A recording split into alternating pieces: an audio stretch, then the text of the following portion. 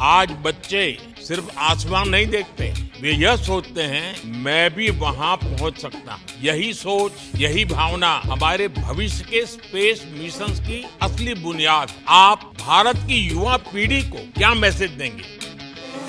प्रधानमंत्री जी, अगर मैं अपने युवाओं पीढ़ी को आज कोई मैसेज देना चाहूँगा तो पहले ये बताऊँगा कि भारत जिस दिशा में जा रहा है, हमने बहुत बोल्ड और बहुत ऊंचे सपने देखे हैं और उन सपनों को पूरा करने के लिए हमें आप सबकी ज़रूरत है। तो उस ज़रूरत को पूरा करने के लिए मैं ये कहूँगा कि सक्सेस का कोई एक रास्ता नहीं होता कि आप कभी कोई एक रास्ता लेता है, कोई दूसरा रास्ता लेता है, लेकिन एक चीज़ जो हर रास्ते में कॉमन होती है वो ये होती है कि आप कभी कोशिश मत छोड़िए, नेवर स्टॉप ट्राइंग। अगर आपने ये मूल मंत्र अपना लिया कि आप किसी भी रास्ते पे हो, कहीं पे भी हो, लेकिन आप कभी गिव अप नहीं करेंगे, तो सक्सेस चाहे आज आए या कल आए, पर आएगी जरूर।